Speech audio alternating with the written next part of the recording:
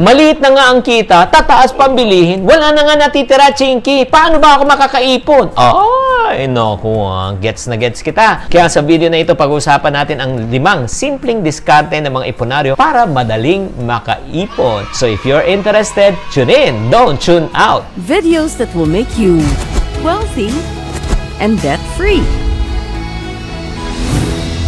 Hi there! This is Chinky Ten, ang inyong pambansang wealth coach na super excited every time na gumagawa po ng video. Kaya ang mga friendship, kung kayo po ay hindi pa kayo subscriber ng video na ito, ito yung channel ng mga iponaryo at ng mga payaman. What are you waiting for? Subscribe na and also please share this channel. Okay? Kung ikaw ay nahihirapan mag-ipon, nako, pag-isipan mo lang to mga friendship kung gusto gagawa ng paraan. Kung ayaw maraming, pakitype sa comment section. So ngayon, pag-uusapan natin ang 5 diskarte para madaling makaipon. Tip number 1 po sa inyo, huwag gastusin ang perang hindi pa dumarating. Yun.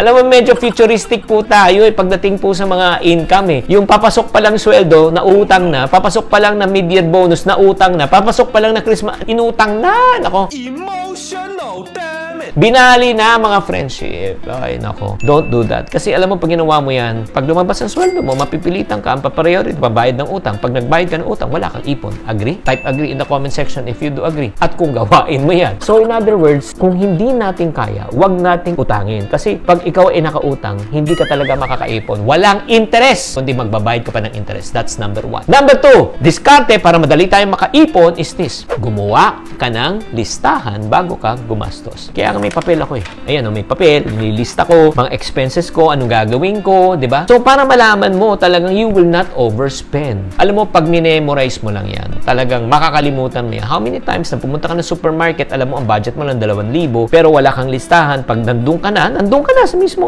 nasya ka na lang, 2,500 na yun ang pamili mo. Agree? Kaya nga, once you make a list, stick to the list. Okay, you're gonna check it twice. We're gonna find out who's naughty or nice. Ang pakiusap ko lang po sa inyo, ang good news, when you have a list, it will help you to avoid what we call as impulse buying. Na hindi ka bibili na dahil lang gusto mo. Kaya nga importante na huwag ka talagang bibili na wala sa listahan. That's number 2. Tip number 3 na diskarte na simple lang para makaipon po tayo is this. Please, look at me. Look at me. Huwag kang magsha-shopping o bibili kapag ikaw ay gutom, kapag ikaw ay bored, kapag ikaw ay stress, kapag ikaw ay lonely, at kapag ikaw ay excited.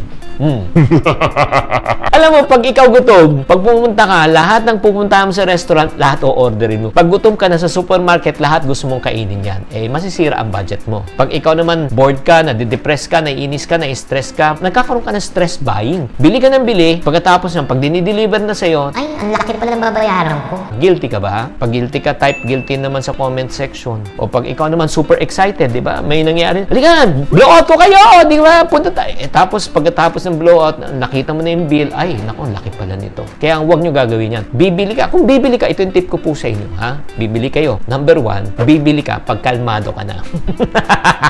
Kalma lang. That's number 1. At kung gusto mo bumili, alam mo, huwag na tayong bumili ng mga branded. Generic na muna, di ba? Para makatipid tayo. Or if not naman, ang ginagawa ko, ako lang to pagka lalo na yung mga big ticket items, ang ginagawa ko, bumibili ako slightly used. O yung second hand, yung mga big, like for example, itong big ticket item, personal na binibili ko na second hand, sasakyan. Kasi pag bumili ako ng sasakyan ng second hand, I don't have to pay for the depreciation. What do you mean? Oras na bumili ka ng brand yun, nilabas mo yung sasakyan, nag-depreciate na ng 20%.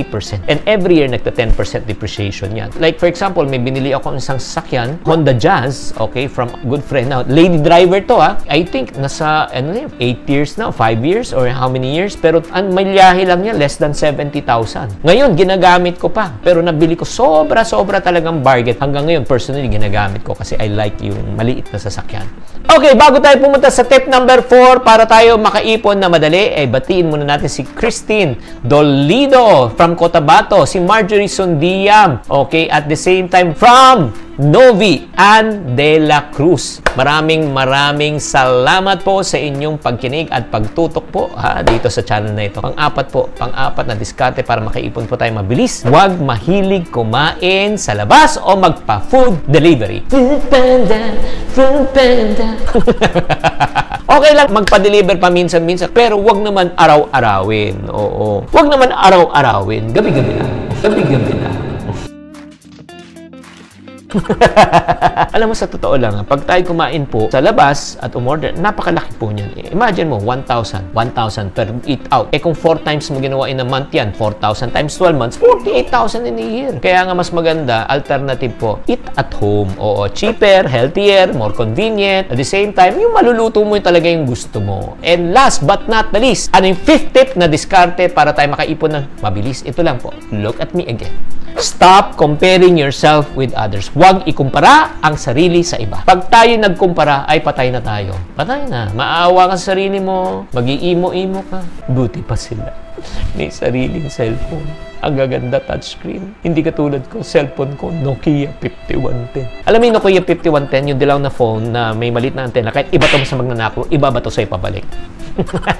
Hindi, nagigets nyo. Ayun nga, pag naawa ka na, mapipilitan ka na bumili, di ba? Mag-travel, kumain, yung mga bagay na hindi mo naman kaya. So, mapipilitan ka na mangutang. Wala ka pang ipon. Kaya nga mga friendship, ikaw ang tanungin ko. Ikaw ba seryoso ka na ba talaga makaipon? Pag ang sagot mo ay oo, pero hindi mo alam paano ka mag-uumpisa, worry no more. I've created already a financial tool for you that can help you to ipon pa more. Ito po yung tinatawag na Piso Planner. This is a budgeting planner that can help you to budget. Number 1, di ba, bago ka gumastos, kailangan alamin mo kung may panggastos ka. Kaya susulat mo dito sa budgeting planner na ito, itong income, okay? Income, savings, expense. Follow lang this planner. And then, next, importante, ang pag-iipon. Meron na po tayong ditong 60,000 ipon challenge. Ito, yun no, may invisible 20, invisible 50, invisible 100 tuwing may manunukli po sa inyo. Itatabi nyo yan. Pag nabuo nyo yan, may 60,000 pesos kayo na ipon. Ay, nako. That's the reason why this is the tool for you para makaipon ka ng mabilis. Ito ang good news ko po sa inyo.